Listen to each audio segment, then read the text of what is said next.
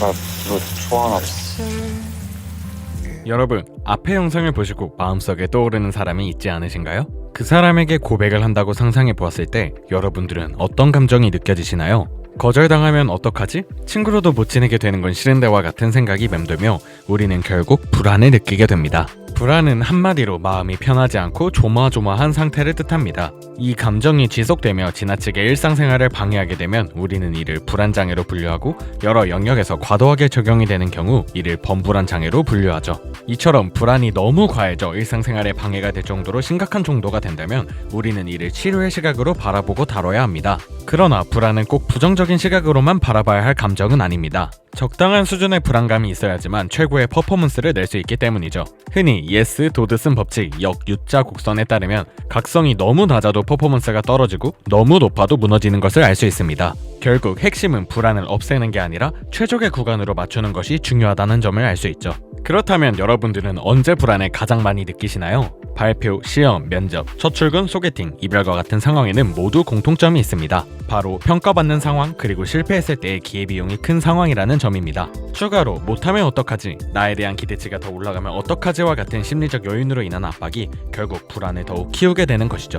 이런 불안을 우리는 일상적으로 수행 불안이라고 부릅니다. 즉, 망치지 않고 더 잘하고 싶을 때 생기는 불안을 뜻하죠. 그럼 스포츠 선수들은 어떨까요? 우리는 흔히 세계적인 스포츠 선수들의 자신감 넘치고 강렬한 이미지 때문에 그들은 쉽사리 긴장하지 않을 것이라고 생각하죠. 하지만 현실은 그렇지 않습니다. 프로 선수들도 우리와 같은 인간이기 때문에 불안을 느낍니다. 다만 차이가 있다면 그 불안을 통제하고 활용하는 방법을 오랜 훈련과 경험으로 익혔다는 점입니다. 실제로 많은 유명 선수들이 경기 전에는 늘 긴장된다고 고백하곤 합니다. 예를 들어 전 UFC 챔피언 론다 로우지의 인터뷰에 따르면 당신은 두려움을 느끼지 않나요? 라는 질문에 아니요, 전 항상 두렵습니다. 하지만 용기를 얻기 위해선 두려움은 필요한 법이죠? 라고 답하였습니다. 그리고 이렇게 선수들이 느끼는 불안감은 단순한 멘탈의 문제가 아니라 데이터로도 설명이 가능합니다. 미국 국립의학도서관의 학술 연구들에 따르면 엘리트 선수도 불안, 우울 같은 흔한 정신건강 문제를 겪는다고 하죠. 특히 부상, 성적 부진, 은퇴를 앞둔 시기에 더욱 더 이러한 문제에 노출될 위험이 커질 수 있다고 합니다.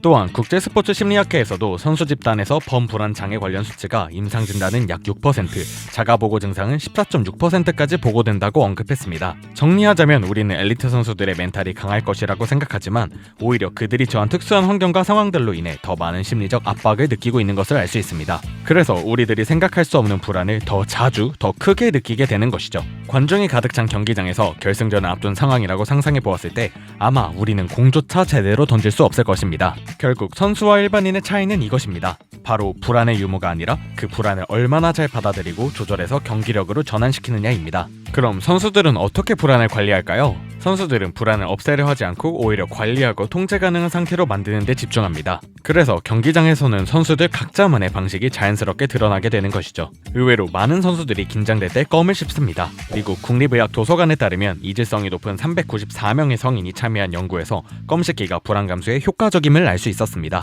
또한 지속적인 스트레스를 받을 경우 코르티졸이라는 호르몬의 상승을 유발하게 되는데 이 호르몬의 증가는 불안의 생물학적 지표로 여겨져 왔습니다. 이처럼 껌씹기는 불안과 밀접하게 연결된 코르티졸 수치를 낮춰주는 효과가 있다고 하죠. 그렇기에 꼭 껌이 아니더라도 무언가를 씹는 행동은 스트레스를 줄이고 불안을 낮추며 집중력을 높이는 데 도움이 되는 것을 알 수 있습니다. 더불어 리듬감 있게 무언가를 씹으면 뇌가 지금은 안정된 상태라고 해석해 긴장이 완화되고 뇌 혈류가 증가해 순간적인 반응 속도 또한 향상된다고 합니다. 이에 최고의 농구 선수 중 한 명인 스테판 커리 또한 좌투 라인에 설 때면 항상 마우스피스를 질겅거리곤 하죠.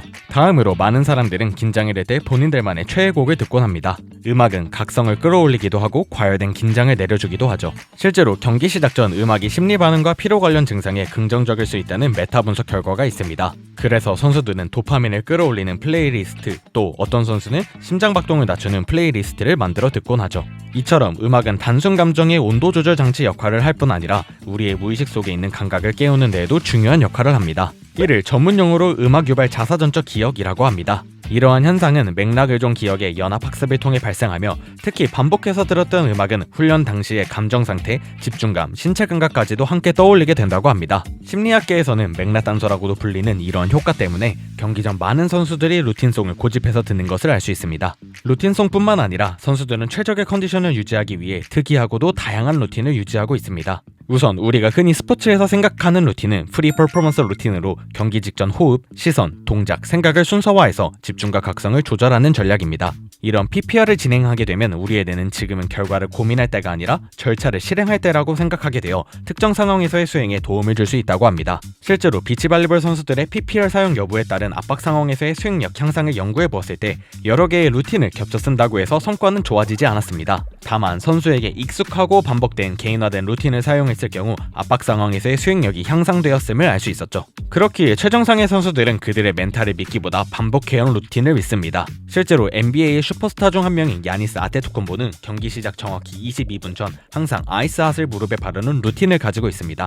NFL의 스타 쿼터백 조시 앨런은 경기 전 자신만의 특이한 루틴으로 구토를 한다는 충격적인 소식을 알리기도 했습니다. 더불어 스포츠는 단순히 실력 싸움이 아니라 그날 준비한 실력을 얼마나 잘 발휘하느냐의 싸움입니다. 아무리 기술이 좋아도 심리적 압박을 마주하는 순간 머리가 하얘지고 몸이 굳어버리면 제 실력을 제대로 발휘할 수 없죠. 즉 체력이나 기술뿐 아니라 압박 속에서 내 몸을 통제할 수 있는가 또한 경기력에 매우 중요한 요인으로 볼 수 있습니다. 그리고 그 통제력을 만드는 게 바로 멘탈 코칭입니다. 멘탈 코칭이 중요한 이유는 단순합니다. 멘탈 코칭은 수행을 망가뜨리는 패턴으로 나타나는 불안을 기술로 바꾸기 때문입니다. 불안이 올라오는 순간에 무엇을 해야 하는지 호흡, 루틴, 자기 대화와 같은 절차를 몸에 심는 것이죠. 이러한 과정의 중요성을 알려준 사례가 하나 있습니다.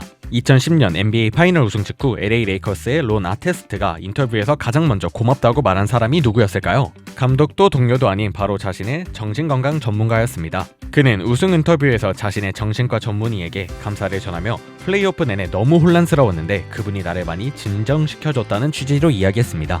우승의 순간에 전술이나 피지컬이 아니라 멘탈 지원을 공개적으로 말한 것 자체가 당시에는 굉장히 상징적이었죠. 이런 장면을 통해 우리는 최정상 선수에게 멘탈 코칭이 있으면 좋은 옵션이 아니라 경기력을 유지하기 위해 필수적인 것을 알 수 있습니다. 이에 여러 프로스포츠 구단은 선수들의 멘탈 관리를 위해 많은 노력을 하고 있고 NBA 또한 그 흐름을 따라가고 있죠. 스포츠 일러스트레이트의 보도에 따르면 19-20 시즌을 앞두고 NBA 30개 팀 모두가 최소 1명의 면허를 가진 정신건강 임상의를 두도록 하였고, 즉 이제는 선수들이 필요하면 개인적으로 상담을 진행하는 것이 아니라 리그 차원에서 팀이 기본 인력을 갖추라고 규정하는 단계로 온 것입니다. 또한 미국 심리학계는 NFL 각 팀이 면허를 가진 행동건강 임상의를 고용하도록 제도화하기도 하였습니다. 이처럼 멘탈 코칭은 단순히 선수에게 약한 부분을 고치는 치료가 아니라 압박 속에서도 충분히 실력을 발휘할 수 있게 만드는 훈련이자 인프라입니다. 그리고 지금 프로스포츠는 이걸 점점 더 많이 공식적인 기본값으로 만들어 나가고 있습니다. 여러분, 믿음만으로 현실을 바꿀 수 있다고 생각하시나요?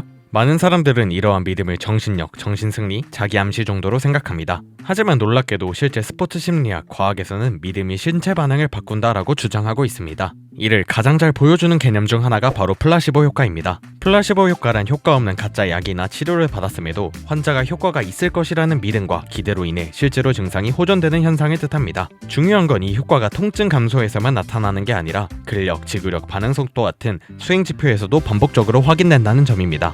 아무런 효과가 없는 물질을 제공하였을 때 효과가 있다고 믿고 물질을 섭취하면 실제 기록이 달라졌다는 연구 결과 또한 있습니다. 그렇다면 도대체 이게 어떻게 가능한 것일까요? 믿음은 먼저 통증과 피로의 해석을 바꿉니다. 같은 통증이라도 위험 신호로 해석하면 멈추고 정상 범위로 해석하면 버팁니다. 또 믿음은 주의 집중의 방향을 바꿉니다. 불안할수록 사람은 실수, 결과, 평가의 시선을 빼앗깁니다. 하지만 될 수 있다는 기대는 시선을 다시 현재의 과제로 돌려놓습니다. 마지막으로 각성 상태의 해석이 달라집니다. 심장이 뛰고 손에 땀이 나는 것 같아도 망했다라고 해석하면 위협이 되고 준비됐다라고 해석하면 도전이 됩니다. 흥미로운 점은 이러한 플라시보 효과가 반드시 속임수일 필요는 없다는 것입니다. 일부 연구에서는 이건 플라시보 효과입니다 라고 설명하고 물질을 먹여도 수행이 향상됐습니다. 즉 믿음은 거짓이 아니라 기대와 해석의 문제라는 겁니다. 그래서 불안감이 다가올 때 가장 중요한 건 내가 이 불안을 어떻게 해석하고 있는가입니다. 불안은 없애야 할 결함이 아니라 조절하고 관리하여 퍼포먼스를 극대화할 연료입니다. 같은 불안, 같은 심장박동이어도 망했다가 아니라 지금 준비되고 있다고 해석하는 순간 우리의 몸과 마음은 전혀 다른 선택을 합니다. 많은 사람들은 불안을 부정적으로만 바라봅니다. 그리고 불안해 보이면 약해 보일까봐 숨기죠. 그런데 사실 불안은 잘만 다루면 퍼포먼스를 끌어올리는 연료가 될 수 있습니다. 중요한 건 불안해하지 않는 사람이 되는 게 아닙니다. 최적의 불안 상태를 유지하는 사람이 되는 것입니다. 그게 바로 퀸의 마인드라고 할 수 있죠. 불안을 부끄러워하지 말고 다루는 법을 배우는 것, 그리고 불안을 솔직히 말할 수 있는 사회를 만드는 것. 지금 당장 우리부터 그렇게 시작해보면 어떨까요? 여러분은 어떤 상황에서 불안을 가장 크게 느끼시나요? 댓글로 남겨주세요. 오늘의 이야기는 여기까지.